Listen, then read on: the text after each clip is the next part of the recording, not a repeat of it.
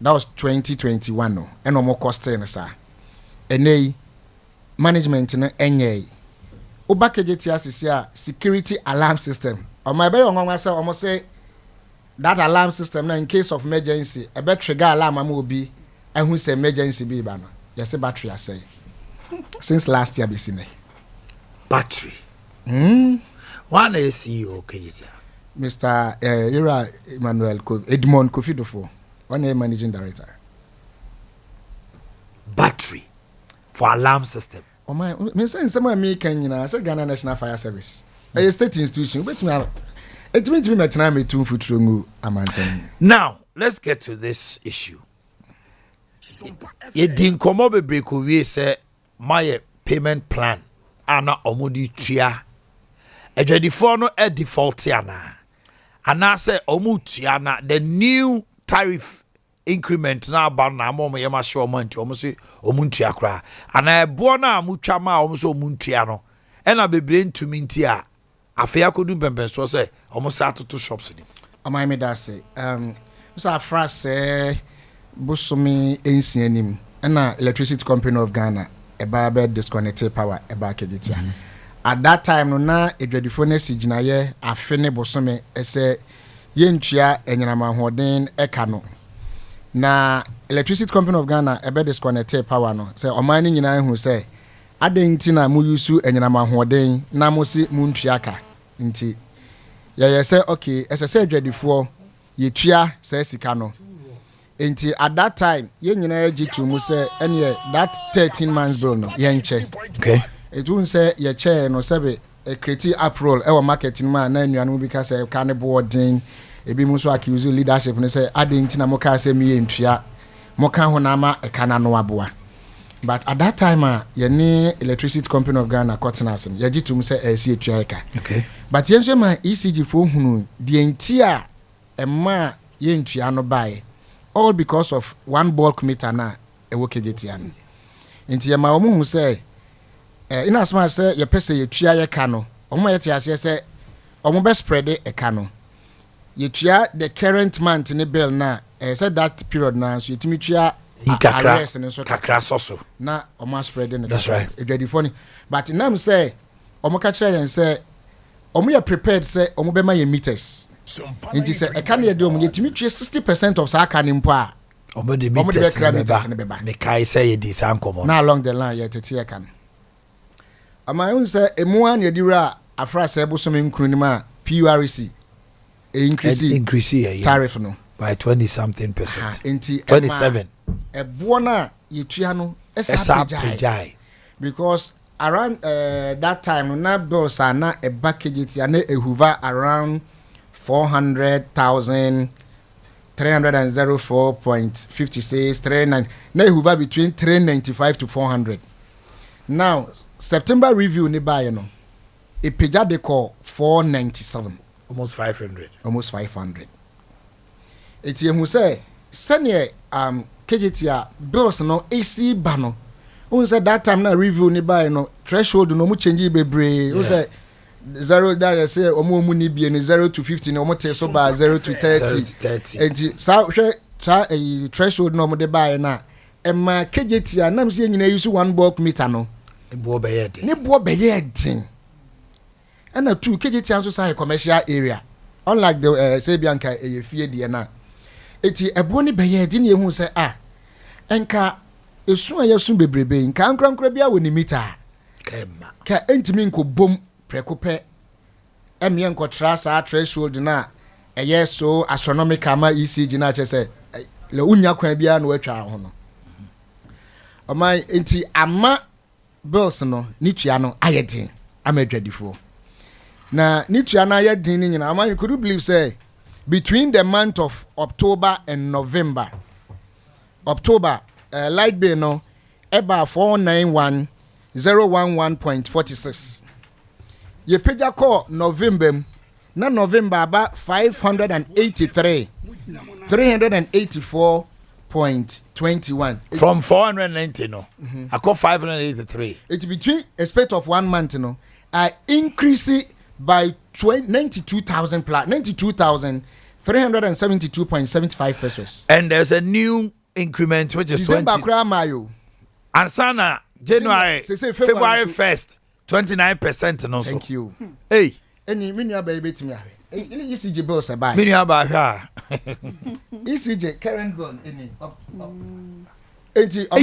Just 1 month. Saminko sikada denma. Just 1 month between October and November. Light bill to me increased by 920 million. Sikada dana. Ejena air cost workejitia. Meanwhile, points in so like electrical appliances are before using no journeyman. Increase. 25,031 increase. So where from the increment? And no na yanti asiam. Amai enu na yanti asiam. But o question so we ECG official bill. Enu na yen call say yanti asiam to some extent other ECG omunya mfaso bi we ho ana. Enu nti na omuya reluctant say Ombema mu meters. Ombema ya krankra meters no. Ukabo mu say abi obi twa baby or baby ana. Yes. So management no so ewo interest or baby ana. Enu nti na mo so omada na ayi omani kra mo bupusu o mo mpusu. Board no ewo interest bi or baby ana. Because of my say ankrankra bia na mo amahen mo e wo so mo ba adewe mu pa o. He's a board member representing Asia. Me boy. And came a chief executive is a board member. On a board chairman. On a board chairman, Sompa. And the managing director is also a member. And other people. I mean, KJT Anesi was an more munye mind koyansa. One say, you could tell me Musabons, yes, yes, now they are having a central market, ebeba. And I know Utie open source say to have a building and unquasso. Say, Munshe Yena KJT stores a Irayan. I'm a Yirawa. I be more yet to be more Tiaman on Necrometia 40,000. Ghana cities will store her. Ya mom, we are located store mano. Sana KJT store be far who did ye. Nyom who said tam. Omo diakra never break when ya baby. Oh, Nampany for did you media mamma Samun Shasono? Because they are okay. Ah, cause you also verify. It's too astronomical. So within a month, 920 million increment. Obiabe be industry bina ewohana. Oh, say too much oh. And ECG ubo omo a obaba be mountain mu no omo cheche ni mamu ye. Na de bia oh. Ya mame nom. They call us pa.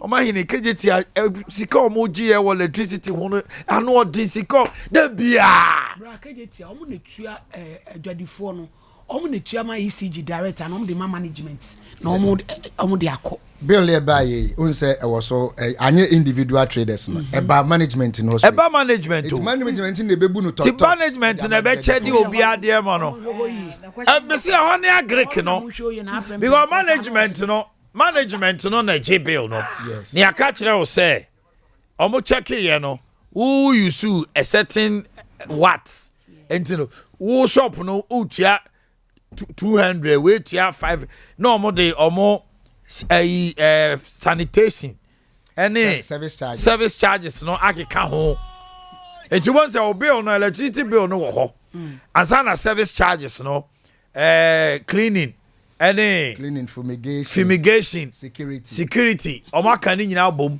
tubon say bia unko an month bia utie bia 250 obi woni fie niam egu ni fie pa so bia the electricity bill in 150 it over hair shop kitwa we na sika ye gi no a emu orem na say amai me Ghana had obi enya baby kotra no otwa be o o she October bill omo che ya is it October no 1 month and ban say obi o use iron tell any o use iron e wo kegitia November say 1.23 series o use iron ko iron ko mo ma 8 points into 23 times 8 into awoye tell no machine in buy you common area light in buy you iron ko say 23 1 point iron here 8 points into be multiply by 23 yes into iron ko iron ko anu 184 for a month hey o computer is when fefe computer 10 points it computer we mienu nke 20 points now they multiply 23 cedis for the month.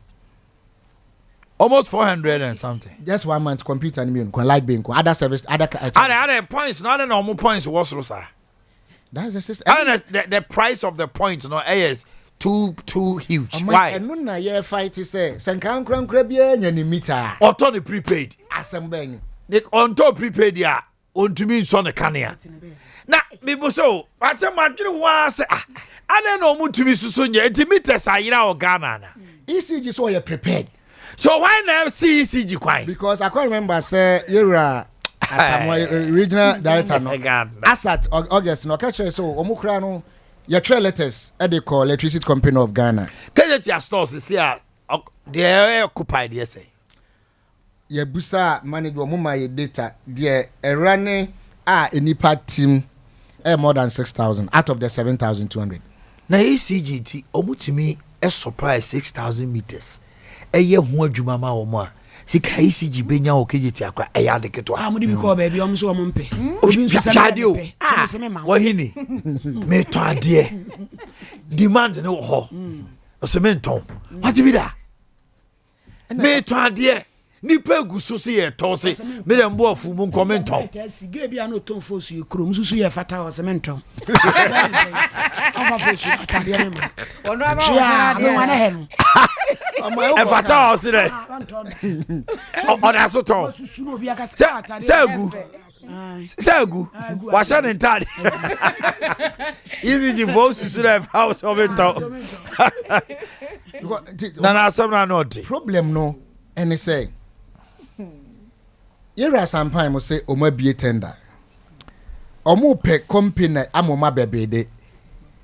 Enu na ye dwadifo ye ntia ase say. Meba. The board chairman says omubie tender. ECG ewo meters. Why don't they do sole sourcing with ECG? Na and ECG there no omo de ma omo no price no endorse a company no your individual company no betima kofa meters eye papa chain ECG a omo ye ho adwuma. I don't get this. I don't know of it they say ECG no on a power supplier. It is a woman crown now obeying contract now. I was so omo na omo ko deal. ECG never certified. Now what do you meet an ba ECG never ma power. Ejafa meter ni mudia. It is a ECG say mother company they say or you prepare say obey say adwuma na. What is the cause of this noise? What I say? Maybe back and forth, yeah, almost 4 years in meter into me by no. Hey, ECG so my or say office on my price neighbor almost meter commercial one 1,020. Ye met your meter nika on one baby installation because Obia meter 1,020. Yes, that's the price. And everybody's ready to pay. See a pay. It is a woman now who bid for that meter tender no. Who the meter ne bray say at what cost? Now you hear the technical aspect of it. So who confirm meter ne ba? Na say Abia na ECG certify within the next 3 months because electronic adie. Na say meter no over belly traders na. And I say bibi kura ko touch ma. Under belly trader na. And I say ECG cause Abia software no wa modify and I said there is a faulty. Who started to use a faulty? Oh, come on. Also, there, no budget, any contract now supply meter and we. But ECG there at any point in time, Biano. Who bet me a call because I'm on a supply mammo. And from Soba, I'm on a barbershop. So why is the board not ready to give it to ECG? Why? I don't know. I'm so now bit me up. I'm mate me a same way, pa. Just imagine, wow. ECG for and the supply meters. Omaka charge the force we are ready. Yes. Omasa mamo even charges on each meter. Yes. Omeye free installation mamo. Eti obi so obeye we amawa. Wow, we your management no. And I say ECG we dey dam wase. Na ye kra ya sumu bu. Eti money ajadi for a forum. On this date, if it must supply more X amount, Ebia yentimi nya full mamo. Eti first you pay 8 unze KTR stores na nkasa 7,200 and the other was like you requested 8,000 from ECG and they are ready. Wakra 10,000 2,000 as backup.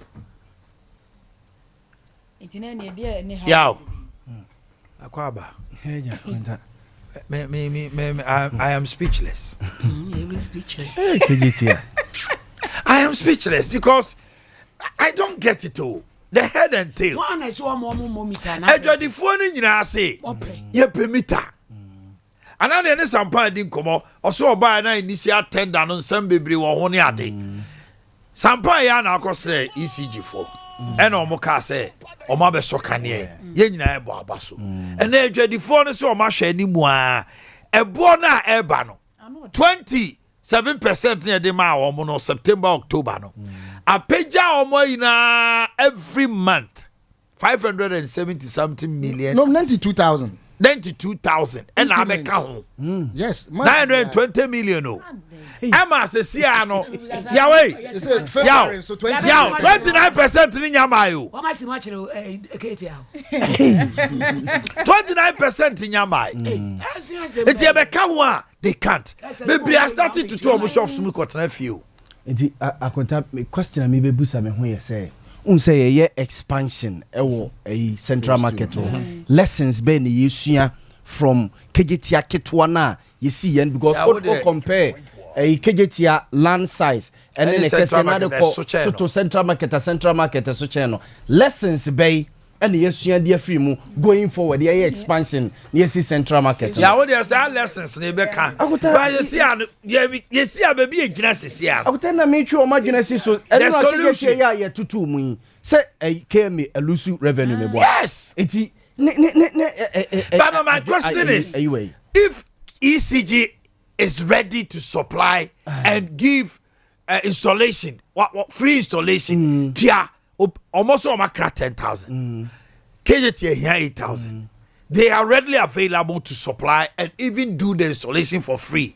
What is stopping management? Akotani stopping management nyina ye say state institution any state institution e dealia wa we nim ne wo say ye mere pa o e say state institution any nua state institution e dealie no wa we bi amam it wonye keme any ECG ekwako deal no wawe bia emem it wo monye but say a individual contractor na e badia tender money that's a tender beba ho beba eti ade we yakofa dede we ne yentiase e na ECG bebo atwentwe de na sing na say state institution ni new state institution ba be deal no yentimi enkase mo kan say omfa bi ntuso na say mani nyina ne nsi because a board ne board we be deal na CEO ni CEO we adili osuro no ho so enkoye ho ahwan sikadie sem bia ma yes am eboni din intebe frenchim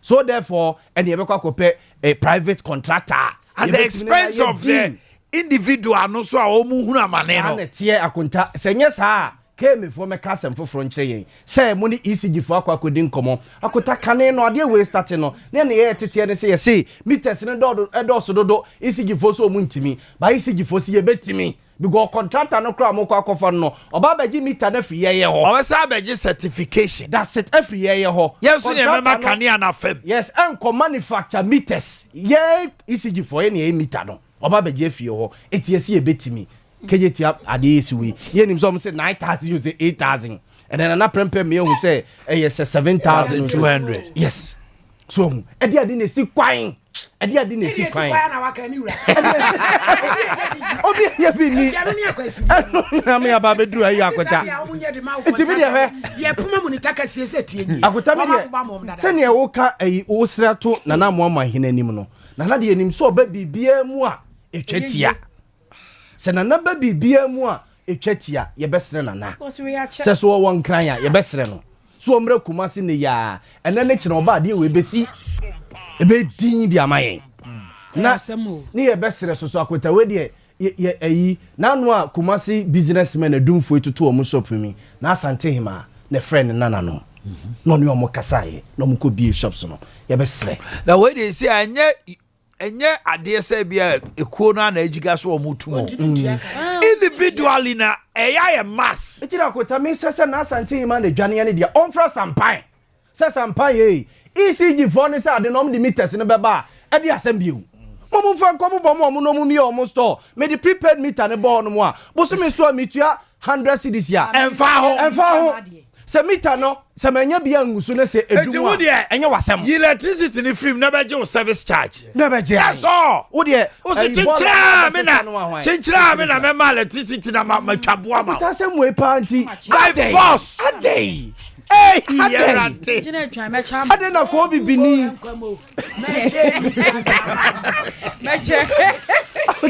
ko bibini ade mo meche mi mita chichira meche mita mama ye meche ye mita akuta kaneti to no mo ayi astan fie ne krofrom fie mu tena bi ne o na fie ra na bi na ba no de akose ne dem what I say asta ni asafonom ni ade ye di mita no ba ne de mawa obu ye obi o tena ye obi o tena sa fie no ohun electricity bill da na if you run in man bi and so gadget you know use obi also ultimate gia no edi ti after be 8 months yes ya betwa kanem obo so obekọ no obi nyina so ometua fo mu fie raba o se na no mi ko tua ko na nipa o na if you run so na use kane ne kese pa o kana so me kai ko adwuma o ti one ne ba ti awia waso TV waso fridge waso ne manyina so ne nana no se agu ne nchen helam ti ketia kana pa no kredie nim yaw ade we antiasie nim so bia se ye de pepe ye ya the solution is just on the table and that one mu ifade ne ko what is so difficult about this me say wa ma be high fie me say adaroma if you no mita no nyina ye baako me sere wadaroma if you fro nyina ne say ko je me separate me be say me je separate meter and I say o kwan obe fa so age and ECG for no me meter no so if you ra ye wo meter eti omukra ye krado say obi aso obetua o to afifia wa tu na ade ko eti fiera makwan na ye mobo meter no fiera say twen me wo ayo papa bi wo ha o say on so mi tenti no me ni di nkomo na si wi ameba if you for say bill na de ma ye ntumi ntua o wo se checham de mema mo na kota unyi ni su say se mita ne ba fie ru obetua light bill ntia sekeye tie yes we un say street light ni ade no so mo on man na prempem meters a street light ya beje fi wan you make provision for that provision for it obi dia bo si asankradwa mo chere 2 years one more light pay 60,000 na keje market ya de ye na why am so yes oh 2 years now that obi much 2 years 60,000 ampa asankradwa much 2 years light bill was 60,000 1 month 920 million 2 years 60,000 asankradwa ebia na akwata asankradwa much so no uni play down every day dabi omuntangu depend what I say I have you muta dundu this Nana you know I don't see na me papa no mabana 583 days of November bill 583,000 583,000 that's 5.83 billion old cities yes 1 month and he said offer November you cry as case study now be work extra 29% a eba February be kan ho a e kire say bills a ye betua no kejetia no wo be che sika no amadwadifo no but wo ntimi ntua wo be che sika no amadwadifo no enya de wo betua say on say ya mantra bi a ye use no last year say ye ntua no ye de nka biem there is no way say ye begina ba bia ka kire dwade ni bi say mo ntua enyina ma hoden ka nemo wo chama nipa na the ability to pay anyway and I say stores be 7,000 no say mu 4,000 kwa atua na say 3,000 ntua still ya di ECG ka it ECG betime abegina so say betwa kanem ipa ba ko kra obetima agina so atwam sem ye neyi the last 3 months omunche bills I saw pilot October November December omunche tebeba no but anu ne ya akwaje ECG copy no omunche na ade na ya omu delay ade because more kwaji copy there they mean say the copy is with them eti wo ma me hu say October November na fe no omu no safi na on say omu ye calculations eti oman say u take data no kra no e bia September na hu say 0.7 25,031 na between that period bepim December no say nipa foforo de gadget foforo bi be read ma be den wa hu wapon e bia uton to my ball 5 wapon kofi obi nso isu industrial iron watena ka etia akobo anajo 12 obi isu oven odi anu aduane ayi electric cookers odi anu aduane from makani nyina bom na mo che use the same meter na o man hwe we say so e water bill for no sima me na so me time no nti kejetia water bill 1 month ya je me time nyina the month of October water bill about 169,226.20 water bill yes 100 say 169,226.23 Remani ya mankwane koso. no ensio yes na arehu se me wo mu ni say dwadini bia obekọ washroom bia no otua commercial rate said abontinzu ni bia erem no but traders no water bill no omudi emu 85% and a belly traders me ba omo ko toilet ay me kwa me tua me 1 cedi na sansio na o de flash na no asade abele o ye di mu 85% at the belly dwadifo Bla this e ko e mo ni show ke tie Dubai ye di mu 85% at the belly dwadifo ajoba bi ti musa na prempese kejetia washrooms no yes kejetia washrooms no any offices na e ho honom no omu use meters na omina ye nya hook to 1 meter into one etua sa offices na light bill omutua bi enya me wo omu point data ne wa ha omu sutua eni metimi e de enema a omu use appliance on say omo no me kai omo computer na computers no laptop 16 ni nyina ye wo data ne ho no ma omu sutua and metimi confirm okay but so no mu sisi ye na light na ebobo honom no inside ho na area mum no ai na mo friend say common area light no enti shop owner bia ewo 1 point for that common area. Yeah, the belly omo. And to send the street lights. Yeah, the belly and eyes. Come on. Nana, mami fancy. I will continue with it. Your best recruitment penny. Seven KJTiano a strategic installment home ekroma. Or how na a work KJTiano light bills na a Jodifonia ya crowd say ubia betua for the meter no. For almost 4 years near fighting for Sardino. Your best romo. Yempa a situation Adea Akye na yada na it is high time say Omanhene in the coming days ye me ye dede ye me because yako PURC am ye hunu your rights PURC am ye hunu your rights as customers of ECG. A time is coming now say take further action than they can already. Thank you very much and prepare one of the leaders now I beg you for back down na me no want to say and come up.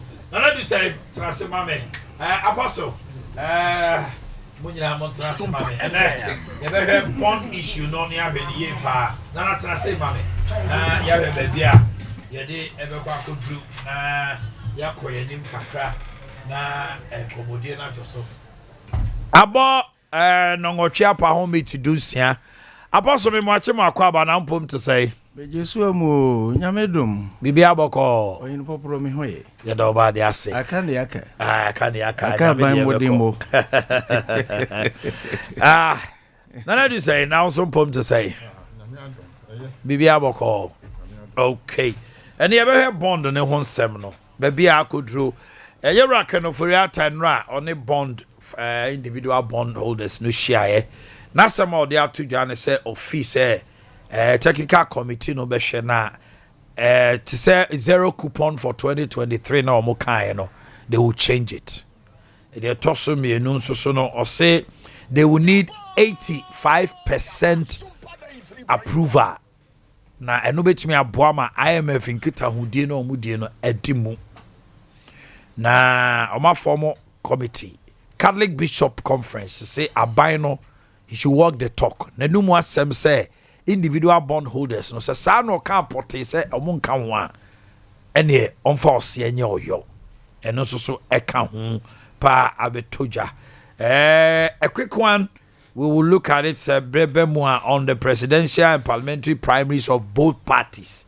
na sika omoje NDC so your presidential candidate over top former 300 million 30,000 who we now the form ne ba 500,000 5 billion na odiaba MPP Mr. Omo, give me the MPP's data on the presidential primaries no any parliamentary but omo me nyina aka bom say omo beto aba no NDC May 9th and let me be sure that is it May 13th and NDC eto omo de na MPP for so August and they akoshe now they're going to have both parliamentary and presidential in the NDC DN on the opening of nomination 22nd to 24th submission March 30th to 20 vetting 27 to 29 appeal process election date nomination producer please get me that of the new patriotic party now I feel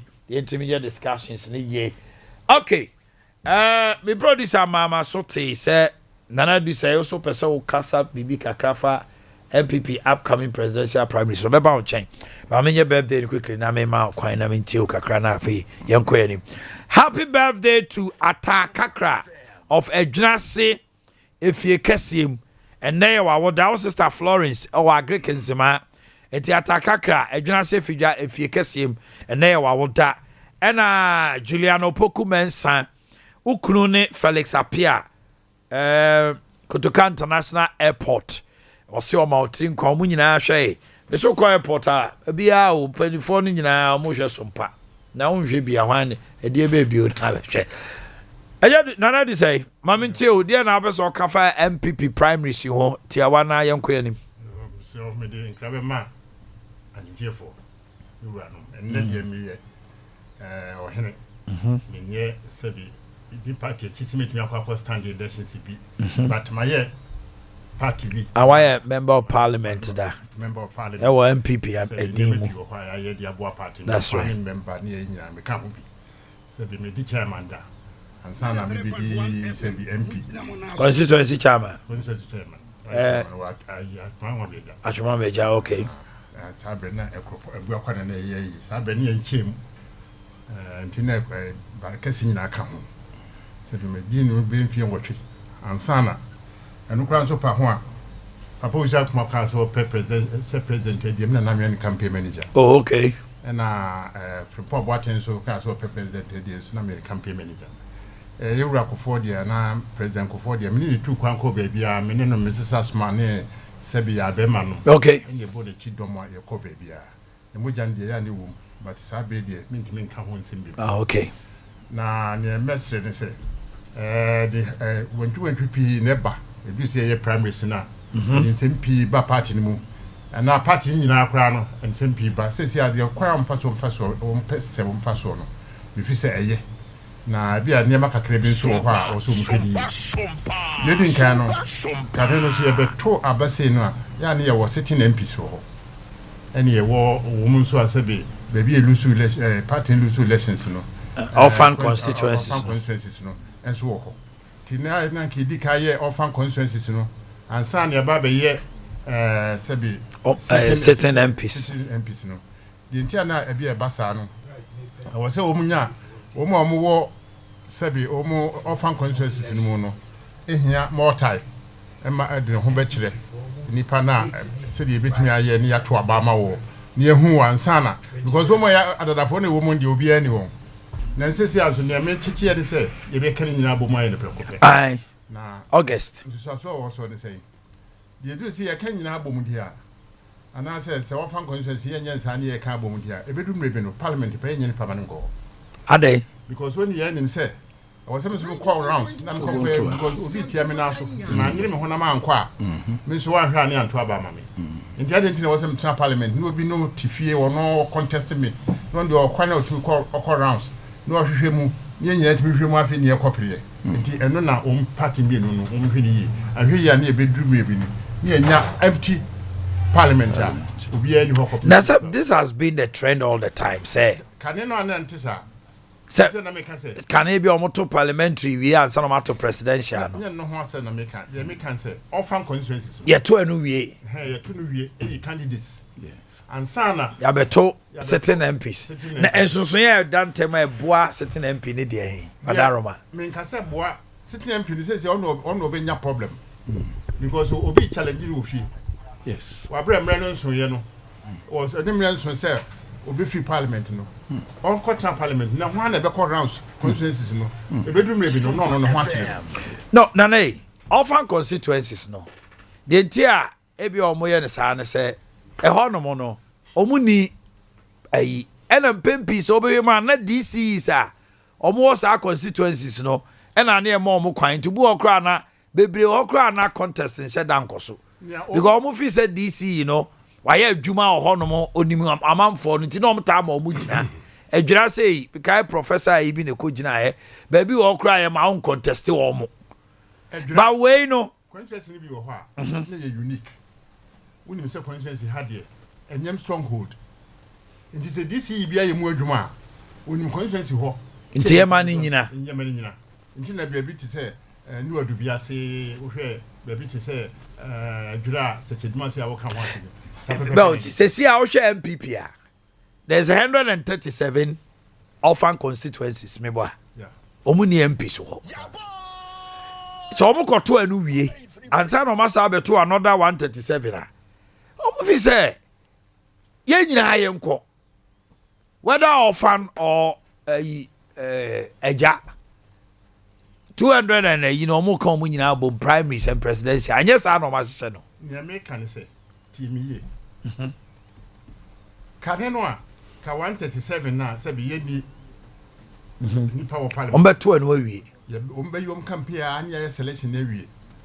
Sabre na ye sa selection no. Na wo mu e wo parliament ndi. O ye na dwuma. O ko parliament. Si ye to we ndi e no mfa no o ko parliament. Ba enne ye be ka wo nyina bom. 275 nyina bom. A ye be to aba no. Nti ho an enkotra parliament so nkonkotwe no nyan constituency wo so beba no bia je Then Mr. Sem say 137 na omukoye campaign no. It does not affect the member of parliament or no yes sitting MP no. Ono obi wo ho no be contest no. Because 137 in there MPP ni contest ayi MP wo ha or parliamentar obi be contest no na chi. Eti ho dey free. Eti omo kwa akopre adwa wo ho no. Omu hia so obeko parliament ni ade. But there all parliament no. Wompe even yeto anu kra wi a. Ye ogrofo bebi o mahuri adi kan. Me no kasa nei obi wo mrase bedwa fie sisi a. Obi asi na chi a oye campaign. Enti anu there how does it affect the orphan constituency any better?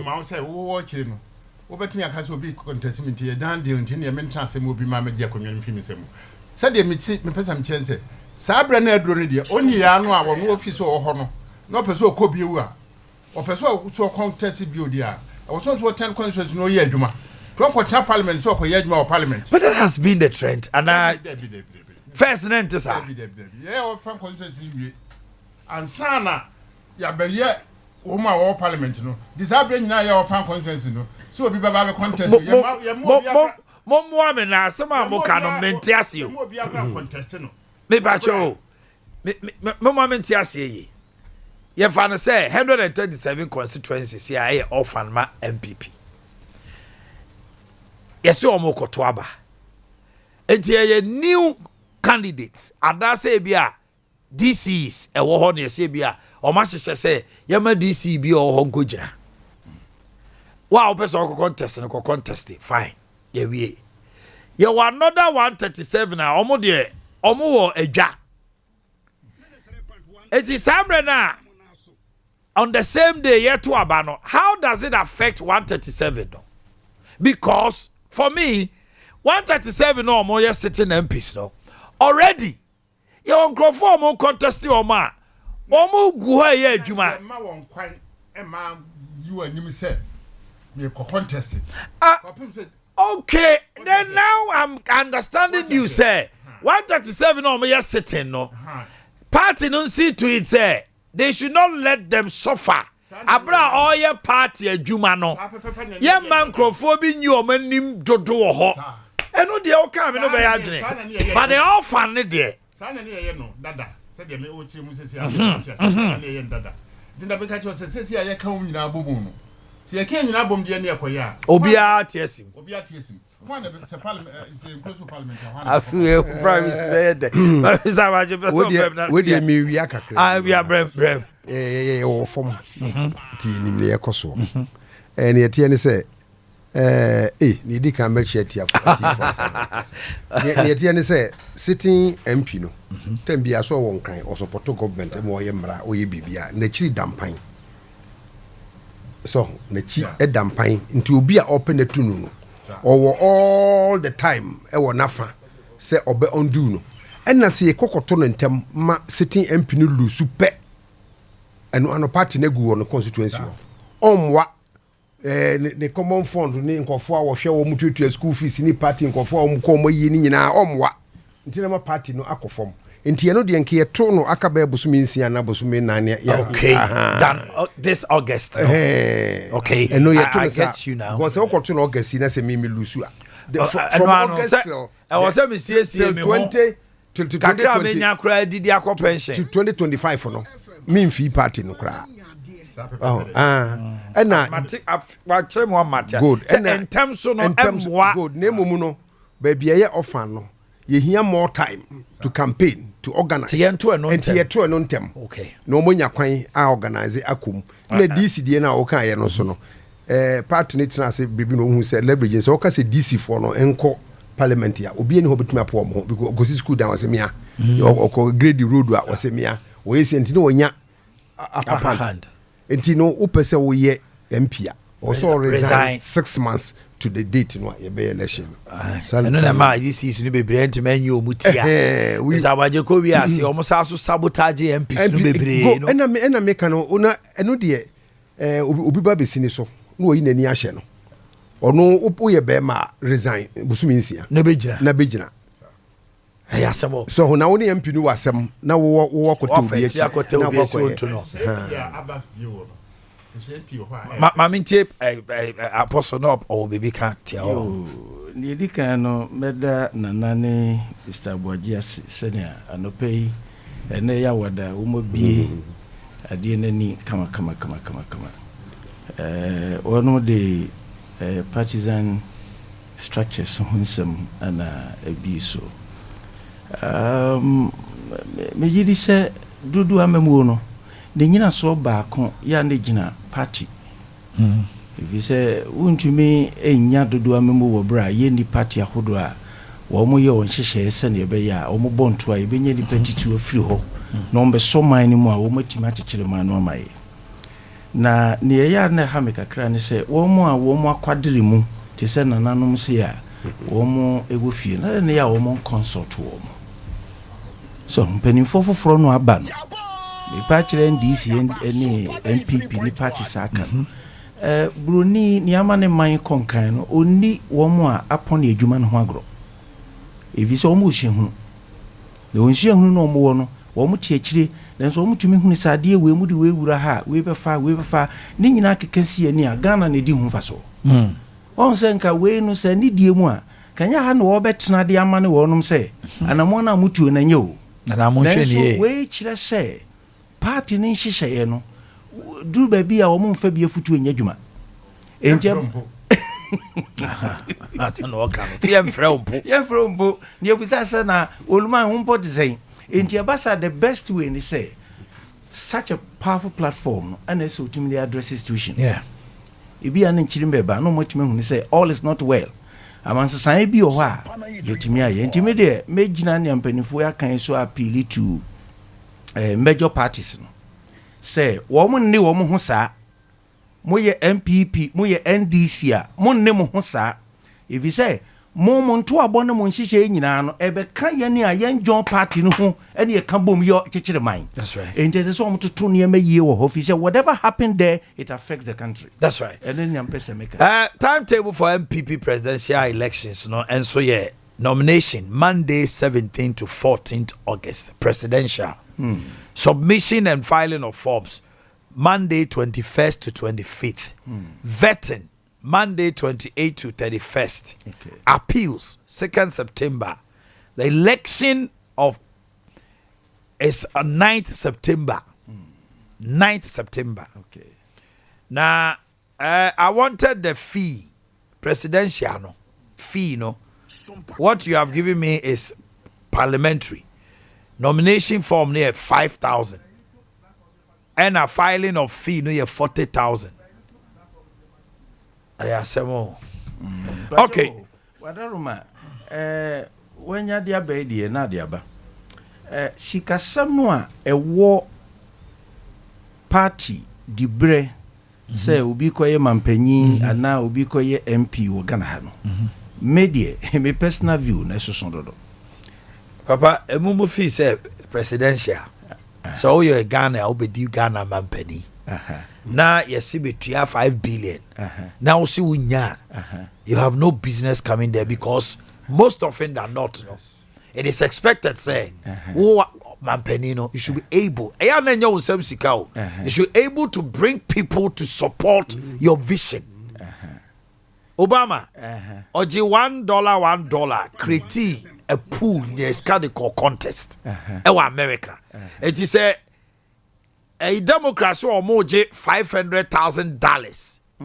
He was able to raise funds for the campaign. Okay. If you are not able to bring that money to campaign there, democracy, Papa, let's accept it's very expensive. Okay, now sikana ye jeniri kano dia na ya no mdoye. As I say, we have to look into those things. Only my dear. NDC for the omnibe 2 Jano, 5 billion. All right. They are going to run 275 constituency elections. Okay. The electoral commissioner will bring, even if it is 10 representatives for each constituency, Papa, it's very expensive. Okay, Matthias say, if that is the case, dear, I'm still appealing. Oh, see, Omanhene Yaw. Adea bi owa enhwe ne mfa so de ba ko pe no wu ni mu no. Ese ohwe other factors. Ni aminim se e breed corruption kese pa wo Ghana ha no. Eye party abato no. Ho and a breed corruption no more e de ba ye system nim. But ye nhwe. The right candidate ehye. E mani pa sabi or ye popular. But onye no kwafo, only qualities to be a leader. Say you didn't know be president and a vice and a whatever. And nuna age he can pull resources. Of course, obetim di sika aba. But sika na chin where wine. Suban papa be ne kutanwa o man betim enye no mugidie say ye tam o man sika puduo di ahya ne nsa no betim arane o man ye. Edi Africa nya enti yenkoye chikakra. Na ye party mama yosem no aye no yenhwe sika sem no ewo mu no ne yenhwe sa be ya ye betima krakra ne ye amaso obi ne sika ne so suban papa no ye right candidate obetima nya access into the political ade na tuma boa yen kakra I say ya the wall be ato woni sika untimi nye eno ni asem ena nipa no kra be ye president ebi ne nsunsanso ne ne nanado enumonyam kakraka onyaye no say atofom bam adinta if you say wo comprensa e wa bato so no ane party mo na emprensa wo MPP abatom sika ebi how pull from London America whatever and so still na nipa no so do mo sika be wura mu sa omo the demands bi kan enya kwasa eto bibra foreign companies ni kwan so mo sponsor and for mo boomra no so e ma foreign companies Ghana mrakra so e ma kwan sa but the bottom line is also this papi. At the end of the day, in Ghana, research has shown that you need $100 million to win presidential election. 100 million. I mean, I know what I'm saying. $100 million. Utimi nyamampeni. Yeah, what can one say? Sika yeji candidates. Yenti sukakra. And now what parties? Who didn't afra? But me who party the yampacho. No, on the party the NAS say. Sika di rap party mu sponsor elections near day. That's right. And Sika ye individual say or file for. Only and what you try a year wa babe winning. ɛno na ɛma ɛkɔba sɛ yɛyi minister ne yɛyi deputies a job for the boys because obi and sponsor sankofo na wo president no wotim di aba okay at the end of the day no ɛma wo presidency no ɛtɔ nsuom ɔman no nso bɛkyere no adwuma nsesa wo de mo obi bɛ mo obi because on sponsor so what this is what we are facing now the deal you betumai the betumai ne say we have to be honest and repent yes sin adwene na amanyo sam ne yantiase say enya trekishi. Okay. It's a serious business of running the country, and we must be honest and put things right. We can do it. Yeah, that die.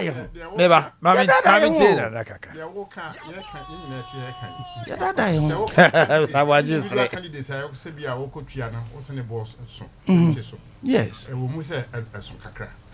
Now, a young individual. Now, I'm Mike and the bell and him kakra and that chair kakra. I was a group a party at some year. And he was any pebble a bow. What me resist I you the year Juma. Now what about Toby Scan and Cowteba? Oh, Yenny been said. Yenny has a be a party in the sponsor be a manaqua. Now I say, a jam individuals and so on. No, I'm fancy Kanye. And can you sign it here? And winter a woman work with you with Scan. Or by no my butterfly. No, yes, can not get a more local. But yes, I know the right people are. Sabi wo me dedicated na wo me right representation you knew ha obi a no atena ba bia na bia be mfia duo no onya sika oba be mama try odi wura mu no wo kɔ no onu so be spend sika nti ono anu oga but se party na di boto simple takudi di the sponsor wo e ma ko gina as candidate ahore na wo ye candidate na oh allegiance to the party na etumi ba se mo simple an nkapre wo party no etumi sponsor wo bi pa no korem I was saying to me to me here and that's what I said to me akoye oh baby akodro sisi ano na apostle the no krana that form no say who running one campaigner the cost of running that campaign no enye dues simple asiko no kra e was say you face say in as much as we want to see pepe ye ni ade nyina no so no se sikapa nko campaign mu a because apostle emfa ne say who ye program kra I was sorry the always say drums no we are all try wani mo the oba bebo drums no obo shabo all try of course t-shirt a obeye sa ne mani nyina wo kabo mu a ansa na omo di wo achi wie na we also e jollof na di gu pack ma omo ni nyina so yesika and a part in toboa 11 Ghana no to me enti na almost MPP beba brebi ni ye yibima ebe we ba party ni wo power there sika be di nsem enti otimi ya dai incumbency na just asema me kan ebe sime de na so say ye mesika ni moderate kakra sebe ya se o sponsorship kura onkoto obi adwam nkope dufrupe ni bia okoji ni sika be sponsor wi a onfa o sento no so manipa no mbedi o manu this is what we have to person obemna me ba cho na me yi ni bond no sai abemna o se hwe ho asem kana money matters special na we ene enkomo amam yakonya no ene ka be kan bibi kakra bi fa o man ba pa ho o de jaboteba ba enkomo na ye di na ni nyina aka ho ni wo hawa e wo party mu o how wo party mu no emra ye delegates yi na ye be yi candidates no e ho na wo mu agina no ye ho kire ye okay e ho na sebe ye sure kofo bi kogu hotels e ho na o ha tie se woni ya no so bi open envelope bi ma no e ho na o ha a wo ye de wo kotoaba and as a polling station executives delegates na kotoaba no odi ni hene e ho na omo koko season no Ena yempo you see, let's not behave like ostriches burying our heads under the sun. It has become a convention and a norm now. Say party police station executive wouldn't be transit here or be kase party no ye any money crashy. But my Mr. Boakye friend is so be contest or be catch and say obe chabo ama no. But say any pana ba betra corruption na say encouragement. Eno de honey agree no. Mr. Boakye brem kwaye di argument yo mo yi mi hu em say osofo what na abruchira chekaka e dey wada ye le wanwa argument oh debi o adwene nse sign nti nitty gritty of the issues on the Ghanaian politics no ayo strange entina o ka sana face o ka sanso a o be so che say obi akoyi sika pemba obi an wato no oh yes sir yeah da bi se ne wo kan de say when ebi wonu when nyina nya han this is how I understand you say obi koma obi sika pe wato no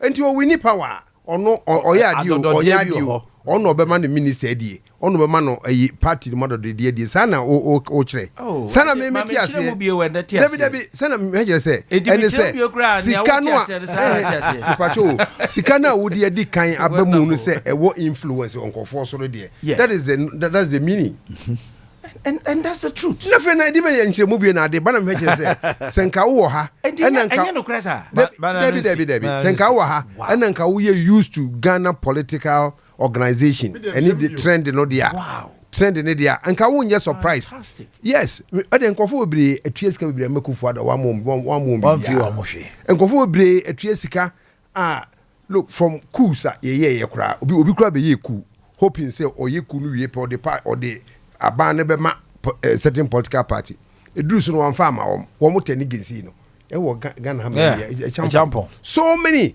And the idea make say if you stay away for far too longer, you lose touch with Ghana's political trend. Sikadie, unto here, who constituency, who about 100 towns.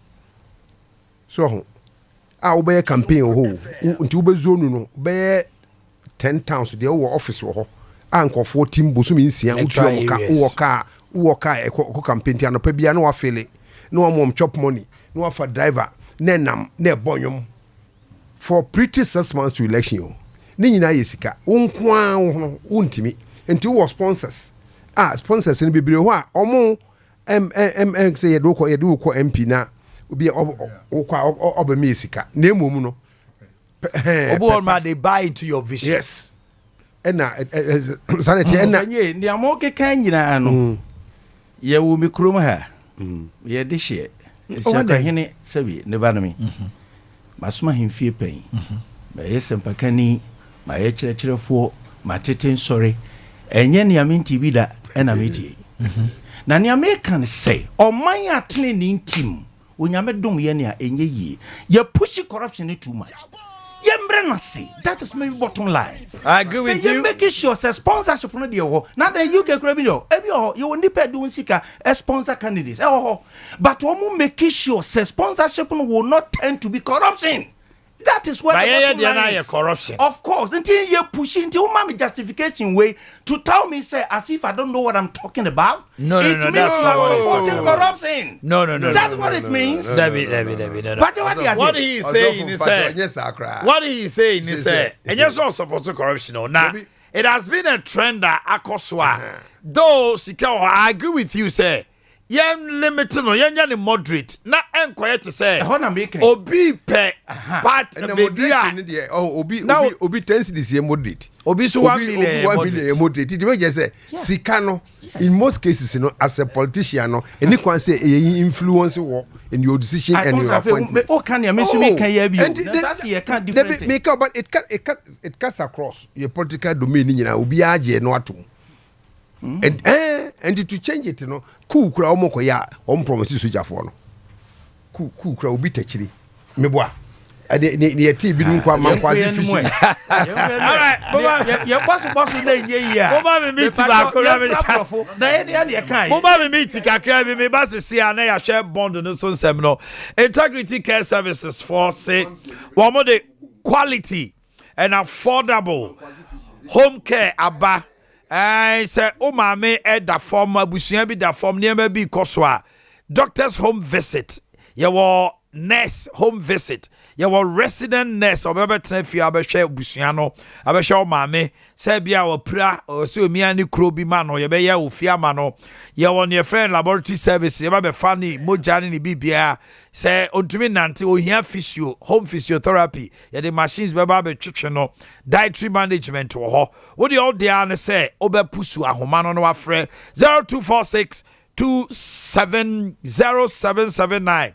024-627-0779 and a 050-300-0018. Integrity Care Services Quality healthcare at your home. Oscar Mac Boutique. Yede entade papa ba. Mane me man tade papa bi.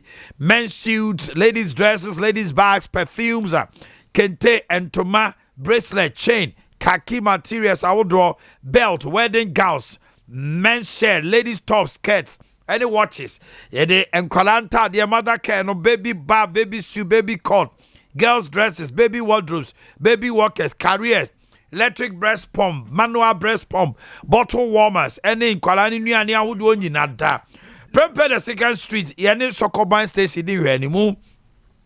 Kejet your 2430 no be hu a blessing house or ena nankani and Hagan eben Edum Railways. Number is 020 8120280 020 8120280 and 024 599-9882 024-599-9882. Silent Night Guest House and Event Center, European Standard Hotel Services.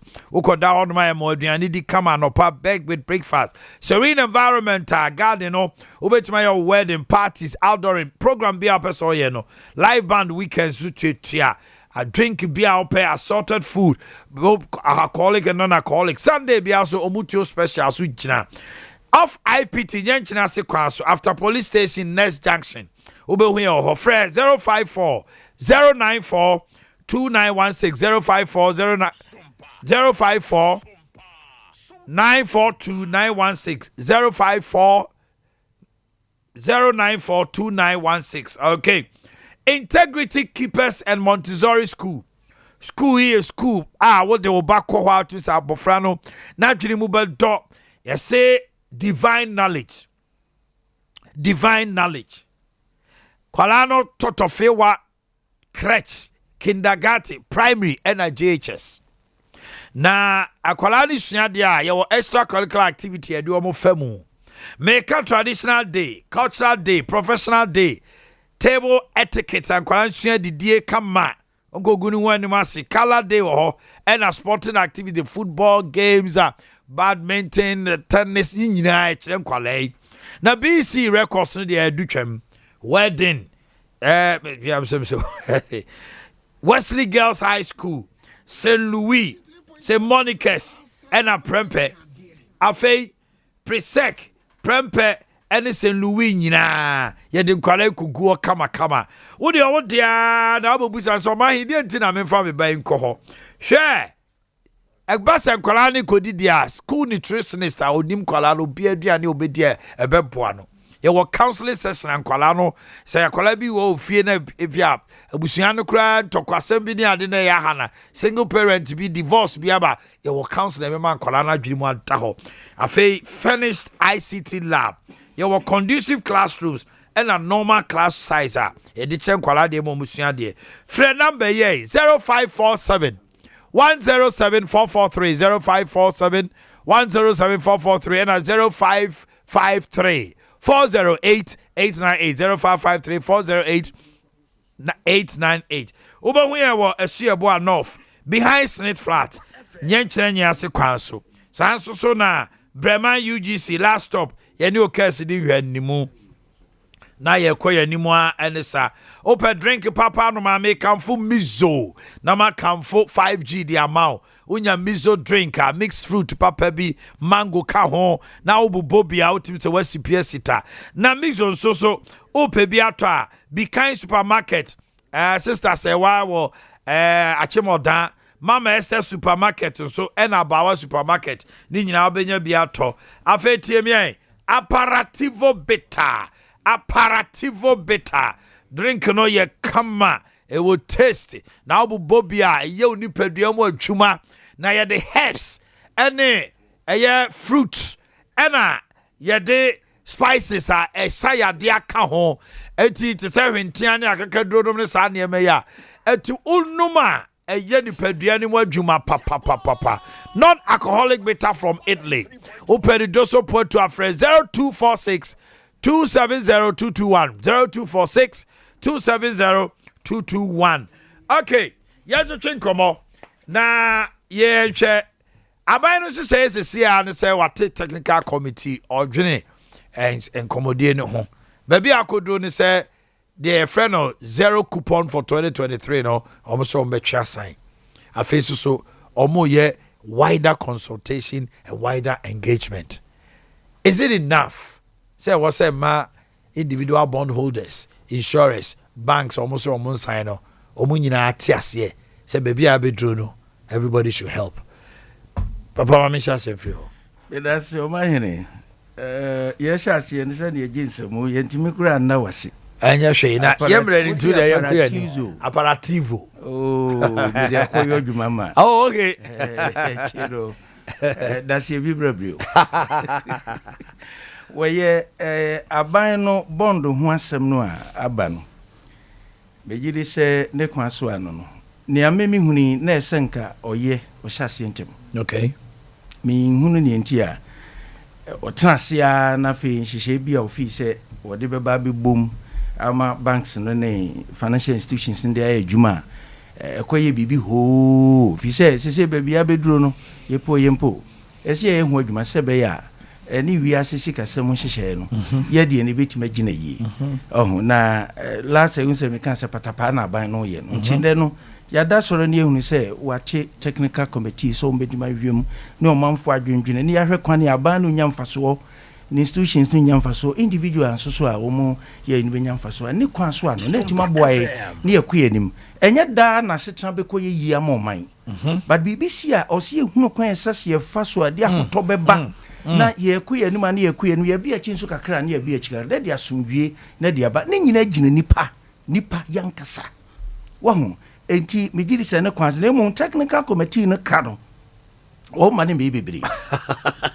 wo mai ade ba ko amenti ase yesu hia foto yi eto atete ayanwonwran ne ye tituo na ye bibia nso yete committee no pe dem ene wo mu tin no mu nua ne ombedie no yes no kwati bi ko da yes national cathedral committee fundraising no sikano ombewie na committee no ne eka o mabo fundraising ho no board din chen sikano so no etiro dake what meals eka obo amboa ayo na ebon a yebete ne kankan ebi se me sabre no mampanyi oba so ahyase no me support papa yi o papa menya MPP ni mame let me say this on record me Johnny party bieda and me dibre ne mame kwan se me yesa but I believe in truth no kura no so se be nya brochire ne mame kosuae me so nyina me se kwan no trust me because of that Adea nge no kure wo de atwutu o me so wo boa and me fa wonu dibre when it is wrong it's wrong if it is right it's right simple as that that is my habit that's my life enti already shira me then na me tu Ghana for se yosa ko ba hu ya mobo papa enti abanu abomodin na wo mfa ho brase na ntutue na obia ho to no se be ya yebetimi a qualify for IMF ko baby adru no na osenka ban ne tie futuo na odwa nanum bebre boss bo ntraso anum dwa no doso IMF yi asese ebeso yasen abro yen wo bi die ho kire no se yen kode wo se amobra na wo die din ba ne yen fanfre no abanyo 4 years mo political arrogance in Ghana is too much. Too much. Esi ye brain wase.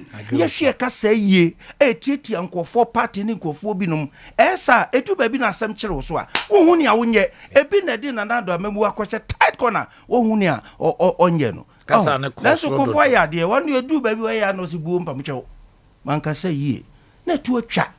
We de hu hu ni ekosi ekwa de adu atamasa aka ho eba sa enye fine emye nkoye nim endi omanfo asabi matoto bondo ye sramo ni die mu a oman ye nyina ye dia ese ba ye nyina mum ye ntie ho ase na ba bi aduro no aban no benya kakra nso benya kakra ye mfa ne sa ye nkoye nim na mre pa bi ho ai betimi adi sunkonim so na wo mso kasa ma aban nkasa yie wan kasa yie a wobeba mnase pobi ne bufuo bi na fe akoye nsem bebrebe na aye na fe omomodin yi papa ne finance minister no flo wono kra ne ho shinti na nkofo kranti sansem biasa ade me no ya adwene onya honest on resign on flo o manye bakofo dia nyansa ni bakofo team obi betimi an better than what Ken is doing on flo na fe we yawura kan Japan mechian papa wasa me yi manim bo na baso na no akofa tan bebira brem yo sa yes I must say YouTube yi me ba no bia yi ma me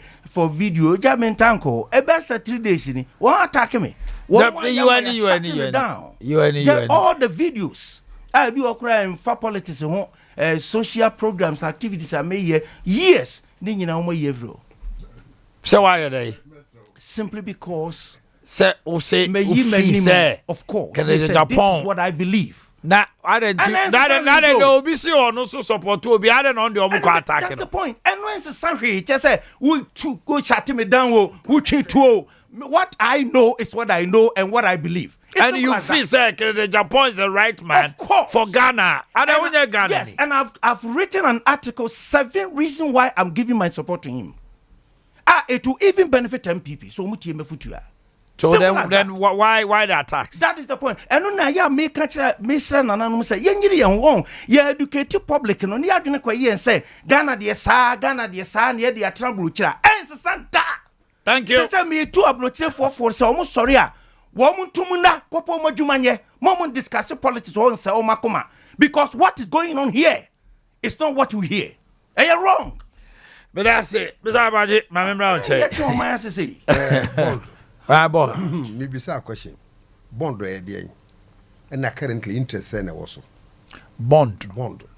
Say I maybe broad Ghana masses no. Omuntu bond na say.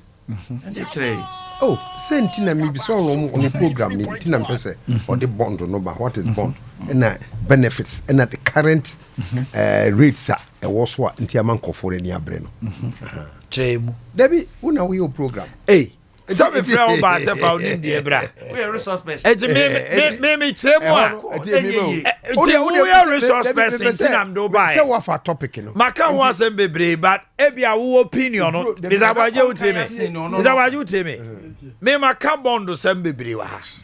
E bia na wo de obetima chemu to the barest minimum obi abeti ase. Etina mfrɛ ba ha no. Stations amatie nyina obi aka bond. What bond is no? Yenim currently benefits are nkofo mo ye bond holders na inya no. Anti omoni abre no. Yenim half more than half 80% of the population. Nkofo am no modi nkomo no omu. Okay. Ultimately. Okay. Pensioner for omo ka bibi. Ghana ha pension. Eyesen. 1.3 so called 1.3 million Ghanaian pensioners was sika sen Ghana buying. Yes, almost sika sen Ghana buying. Are people not? Yeah, I mean this is what they. So more investing in terms of bond. That is the picture being painted. Until I was of the ultimate says a bond in this ania manone yeni ekeke nyina no yenhuni ade no efiri ne entiase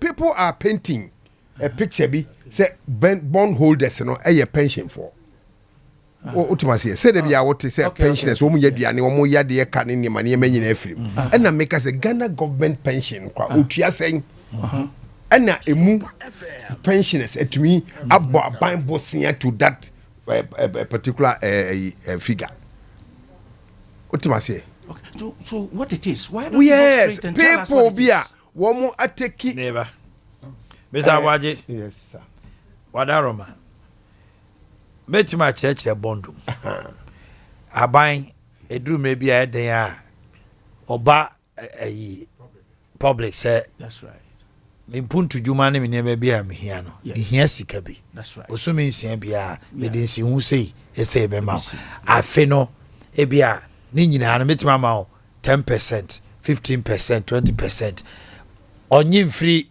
opani we ho onyi mfiri wa e bia banks any di juma obu oso kra na Bank of Ghana any aban no ni suade hu sika ohia de aye mpuntu nyuma ne ade no ohia saa sika na free Ghana for ho pacho atemase enti bosumi nsia bia de always your friend say coupon no e betimi ama o sika sei na enti ho no adidi ho ene ho ne ma na mom bisa waje mi pese wo chechire mu to form ema afia bo anya te ase enti na me de oba ha no enti ho no chante ho no so na si form I didn't chire mu mayenko fine bonds no enye akufu ado nkwan no beje bond a ye kupe na bo no se dizika do so ebi obetumi aka sɛ fa 10,000 bra wɔho na mfie du but even crime say wajo sisi bond amateur bebre no eye 2016 ni 2015 o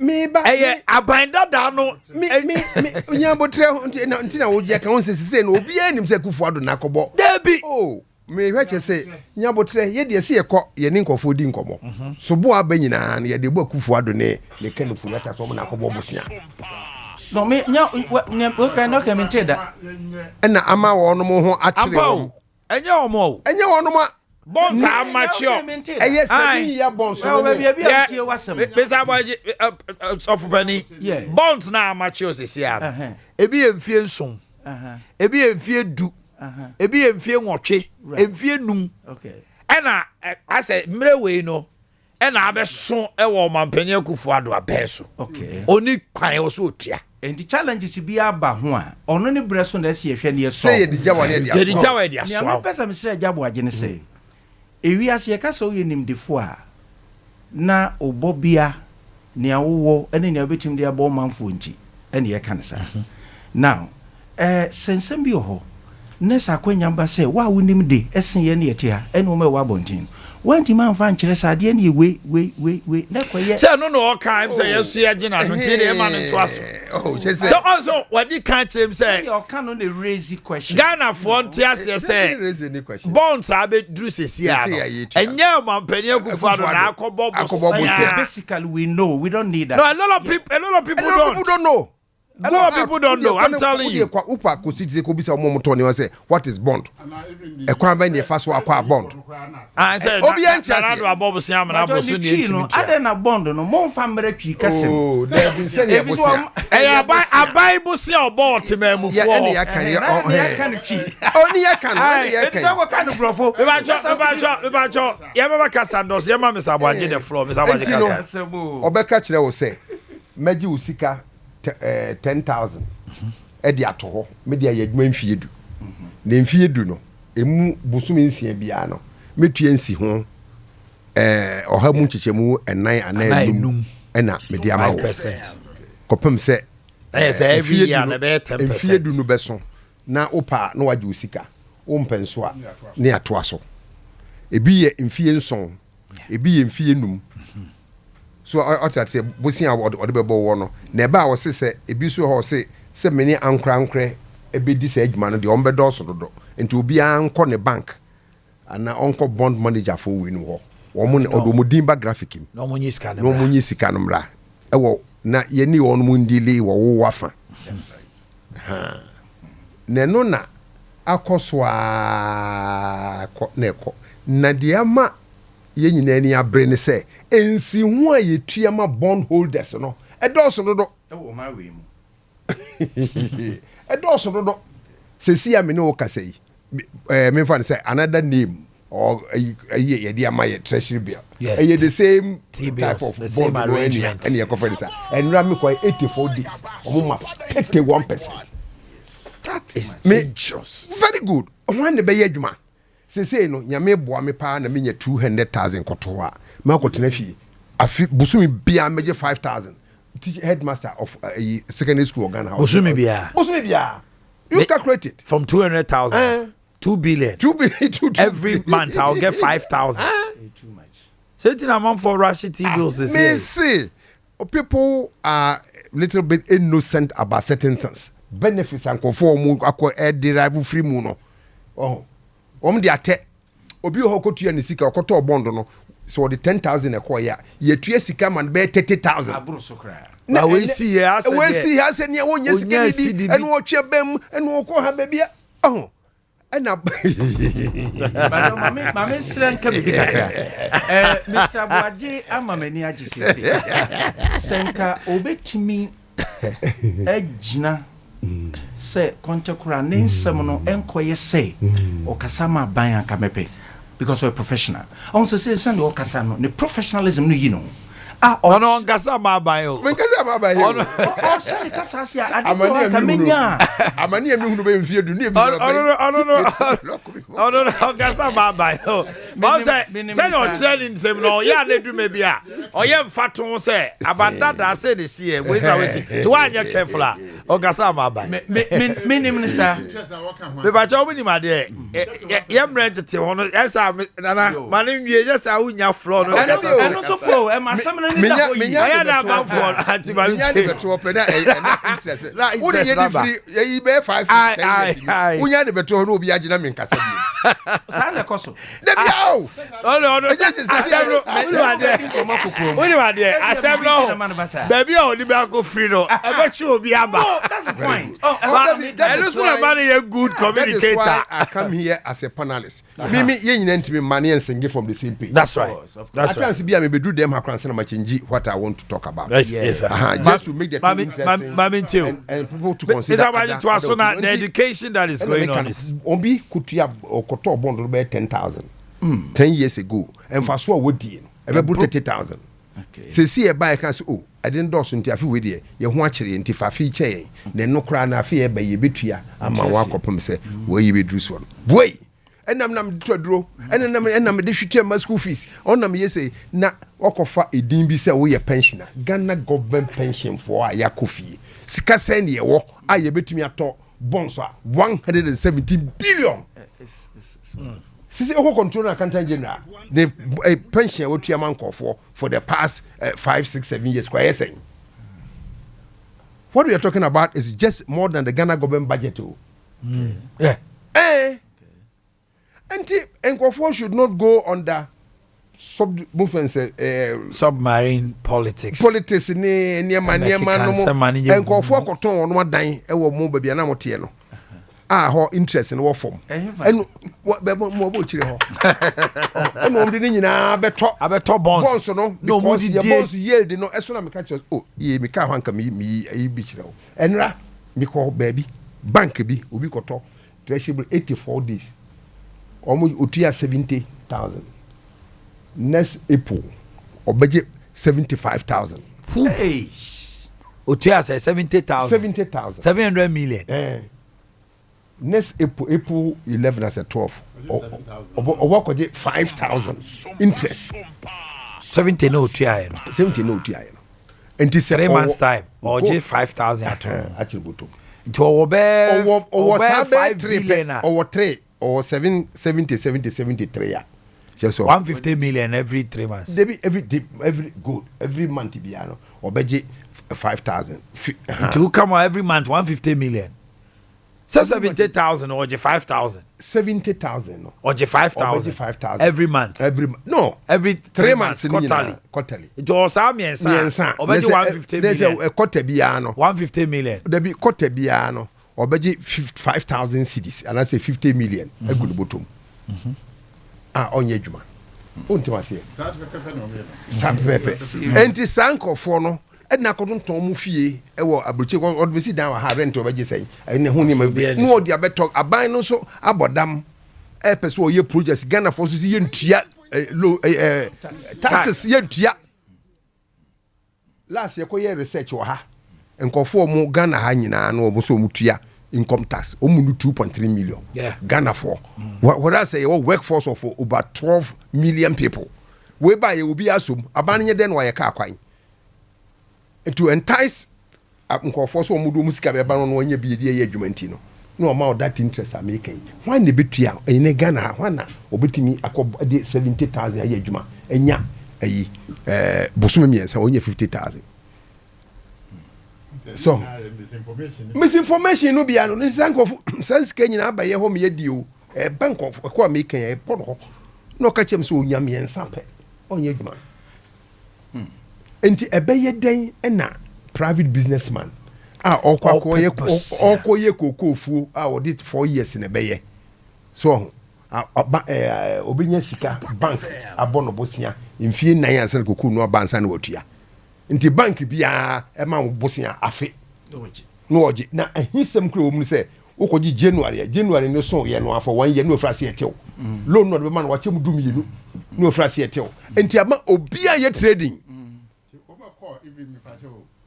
even construction if you say utia loan no nya any ntua wo ka you be your friend Ganishi na usika be kwakoto bank mu ho no compound interest nya for sika ni nyina edu akobo bo sia de nyina I told my na mene no yes serious enti what we are saying is say aban de be oba no aka bond in nkofo o mo ni abere na o mo huru ye gina ho no a o mo se o mo ye pension for no me nim se o mo boa o mo ye pension fine na bi o mo nye Ghana government pensioners because esika no boss no de onu mu nya se esika no enfema. Oh, okay. Untima se enra me hu figure ne ba o mo se 117 billion Ghana cedis. Ghana cedis. Aban pensioner wotua from soldier for pension, teacher for civil servants, link of former pension for the past 5 years. I say, I ban the budget crop for 1 year. No, I say, and the people are cashing in on Ghanaians' refusal to pay taxes, but you pay developments. You pressurize government for developments, and so you perceive it your tax. Na government is obeying the day. Work free. Okay. Finance minister approach from the word go no na wrong. Okay, say oba ya pe no so onu abese agreement say ma ju sika 10,000 busu nsi bia me ma 2 cedis. Wo de agreement bia ko 2 ufie.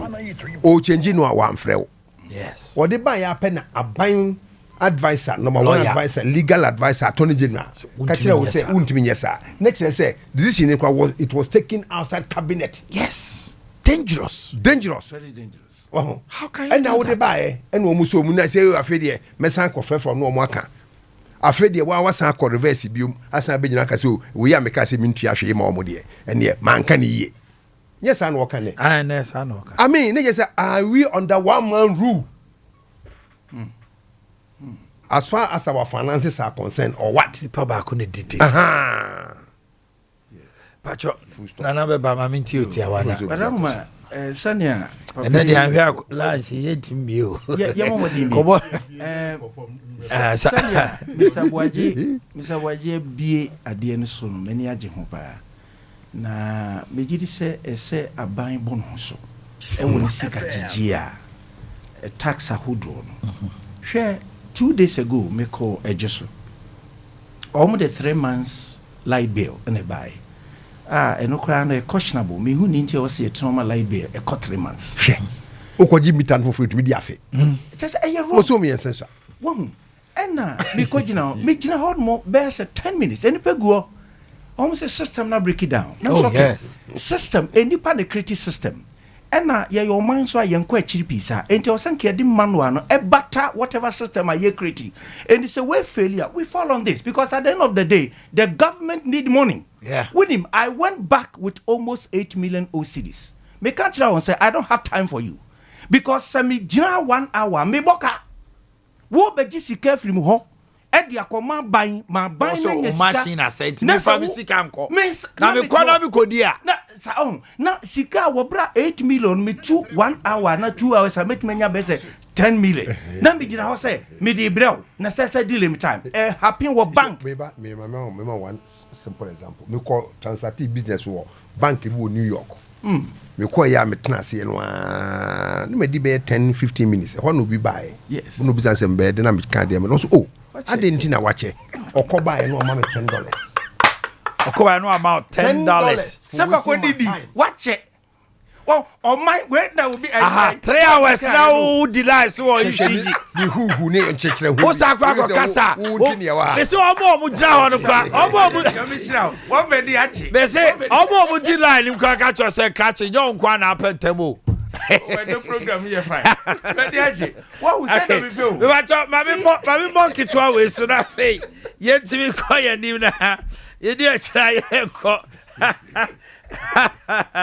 Power specialist herbal clinic. Obapa Eduaya and Freeway. Say hepatitis na ya diagnose you aka ho for ani kire ho. Say honam twetwe na onya fatty liver. Eya say onya hepatitis akose Eduaya be hwe osronko arthritis, gonorrhea, syphilis, broken bones, ulcer, hernia, kidney no niema nkoye oni paduemo a. Kumase Feyase Lake Bosom Chekwanso, Yanni Jasper Philly Stadium Hemu, and Cran so Kwabenya Pokwasi SCP Main Road, and Atakra the Anaji Estate, any Anaji MB Primary. Your product is a herbal mixture. And powder immune system support my whole day. Your jiri kejiri bema kokudon sroma male vitality my meme di or momentum. Adea herbal malamix malaria fever general body pains. Any our cough care herbal mixture so chesty comfort so Adea herbal tonic TBD now on top 024 454 4422 024 454 4422 and 020 0383831 020 0383831. WhatsApp number here 0555 797878. Friend any ajo chen komo na bibia anya dai enkoso emfa emmau. Okay. Mami bia ho man ntumwe. Na yentie wo nsoso. Please can you join me in the studios, help us pick the calls. Number here 0551 931 931 0551 931 931. Hello, good morning. Yeah, from Kwati. Kwati free. Taifa. Kwati kasamientio. Yo, Omanhene ya mamumu ene juma ene panel. Sompa modest no my Ghana. Na ya wada ya no kweli ene shamiye. No champa mo bojima. Yeah, that's it. Omanhene no be etika kono. Se asofo ebem tebia. Na meni aje na mo panel no so far what is on the family or cafe papa. Okay. He said, if you say I didn't say I'm on your son, and one more said, only something and here from me. And only how to see our man. But I say, the party doors will be rem. Hello. Hello, good morning. Bacho Bodin, baby, I can say finish you.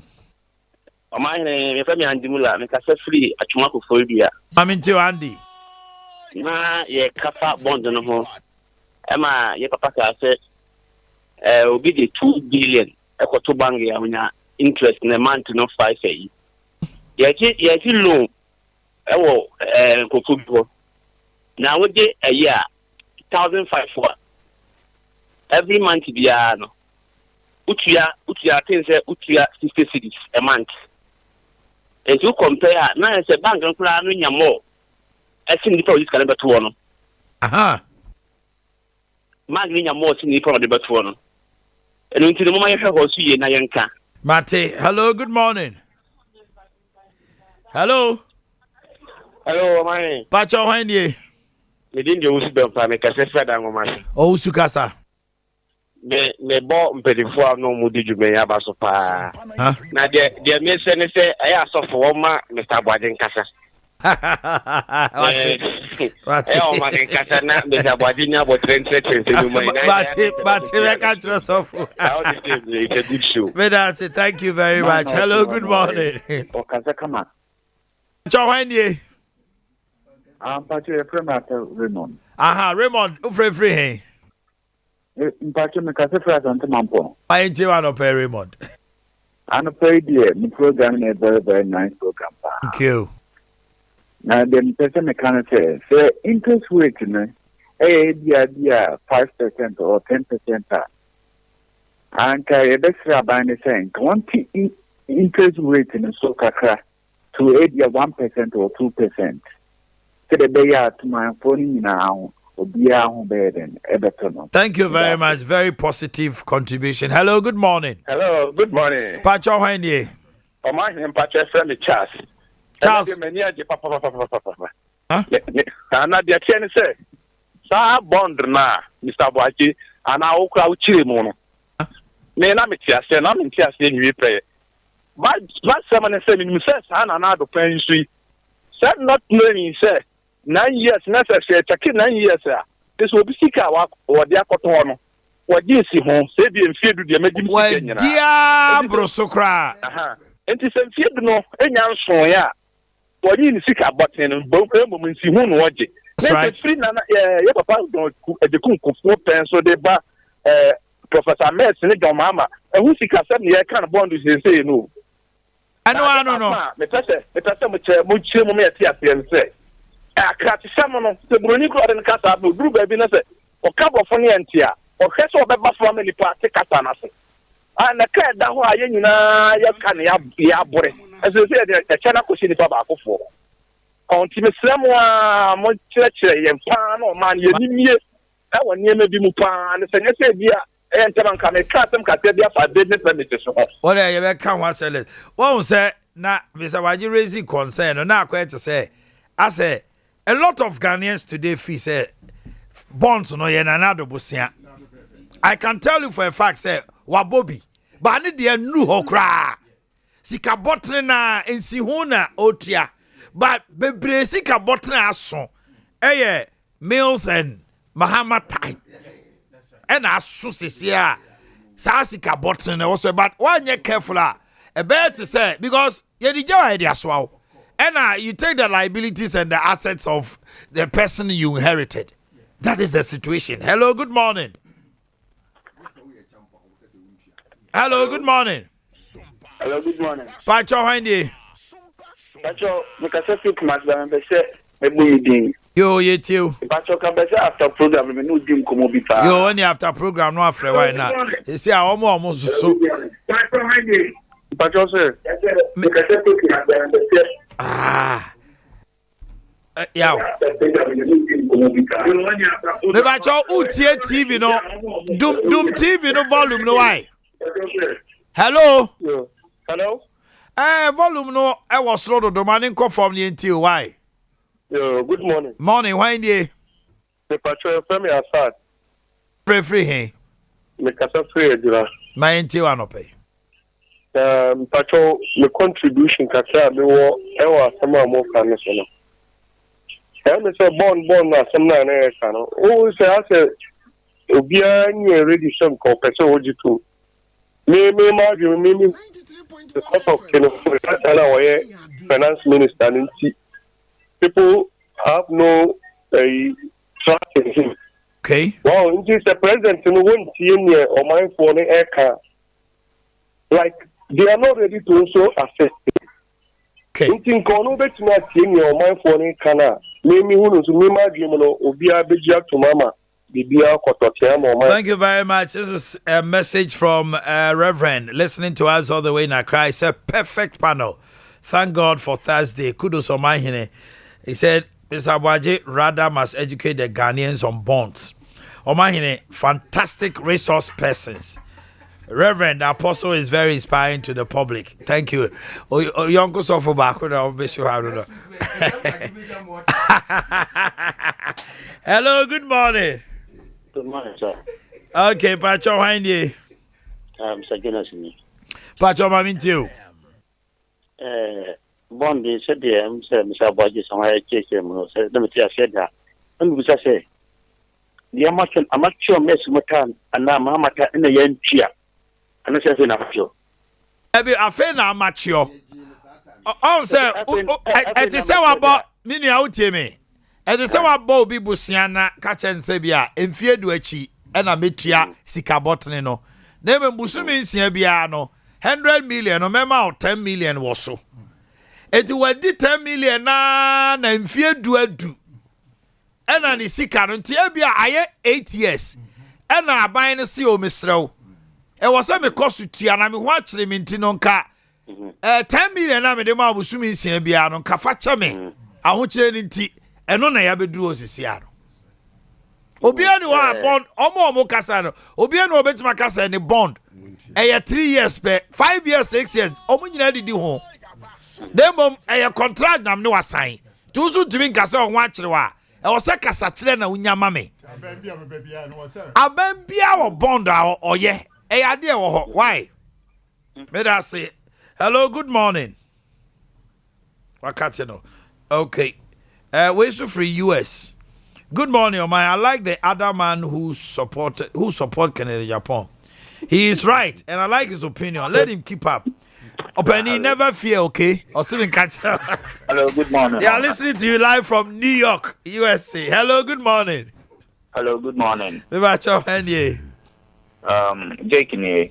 Jake, mami tiwa no pe. Yes, sir. Yes. Na me pacho, won say bon na ye kan. Won say Abia ma for the investment your bank. Na say Abia bank no edina so at the first can for investing in bond. Me dey me ko here normal different investment and your bond na me ko investing in.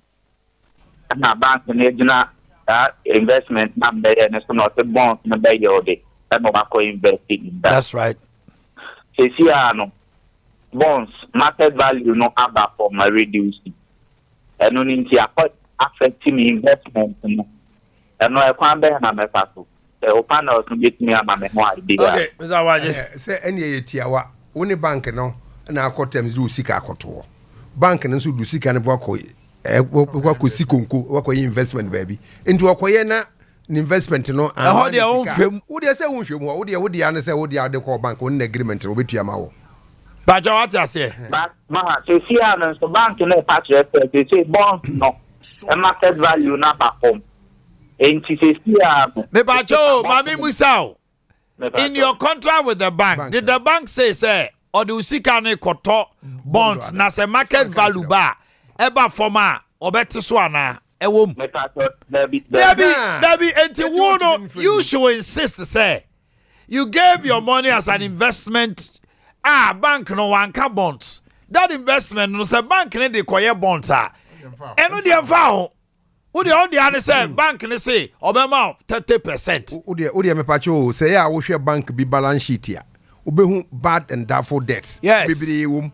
Oma bonkofo bosiankofo no antua. Eno an affect. Eti bank no na onfa. Wo sika no antua na no ne bond na tiemi o. Market value no on writing it off as bad debt. Oma ma me kan we endo a me ko check me balance no. Hello. Tie me check here no me reduce market value no me actual investment value no there is a difference of more than 100,000 Ghana cedi. You have to go to your bank with your lawyers. Okay. And that's it. Me lawyer to be money dia. What do you pay be amount? Be more than 100,000 who the lawyer? Massa. Yes, yeah, onupo wo se atie free so. Na just say me ba Charlie. But ya two sika over more than 100,000. Yes. Now it's 1 billion. More than that. Aye. Charlie now sika who was sika now the lawyer. Hey, Massa, we are a mistake. Almost we are pepe. Enti na wonya sika gu horo. Hey, Charlie for cash 100,000 free sika so. And so still obi anko awu. Hello. Hey. Charlie for cash. Pacho we le chat one ye. Hello. Hello. Aha, fire we why am ready so mami tio. Good morning, sir. Morning, sir. But the service of the Cafe magazine. Yo, Safukasa. I already need my the campus and the can say. A moment say, oh, it's our moon or more than bond. No, I say 77 for so boom, no more plenty of photo bond. Because our money is any woman in here, now a businessman. Oh, for fun, my banana sense, said a woman and you favorable to you. And you cannot do all about photo bond. If I say we go Togo, we go find them Togo the Babaton. Now we come back now. Nyama na debia dollar say ni just we want to on nyama na. Tell them what, me from go find nyama na boka o. Me be better bon nam dey kaka na me ma wa to. Kaka me be ka no. You know, yeah, and in the same time, we should also understand this. When you go into bonds, when you go into treasury bills, the system at a point in time can also crash your money. And only risk. Oh, eti auto bonder. Now we yield mawa. Se situation be basaya. It's investment gone wrong. We should also learn to accept it. Investment gone wrong on so But your capital is there. But interest, there are laws and regulations governing it. How this thing should go about. Ghana for mpanimfo akasa yentiase say ye nyina be jojo ne enya ntiase ye eduma bi ankrofo to niam agum ye awanhwe ya you follow the crowd to sin.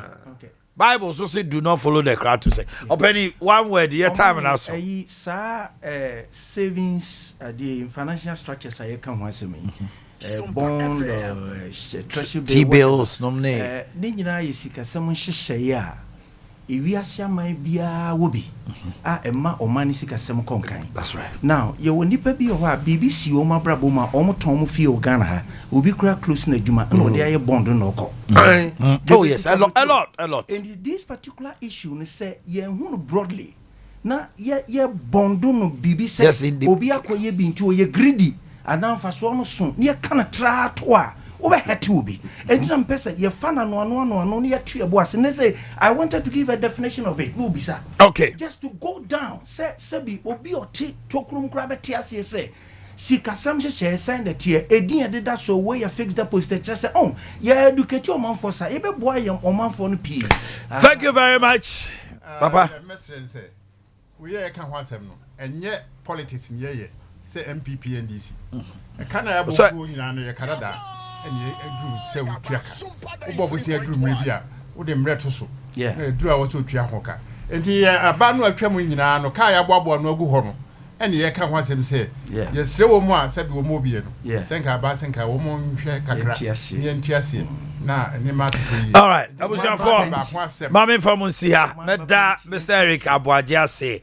Nana Edu says to me that Nana says I got here and Apostle Paul Ejeku and then about the beauty of the program. I was your for me from Sia Damasi. Yeah.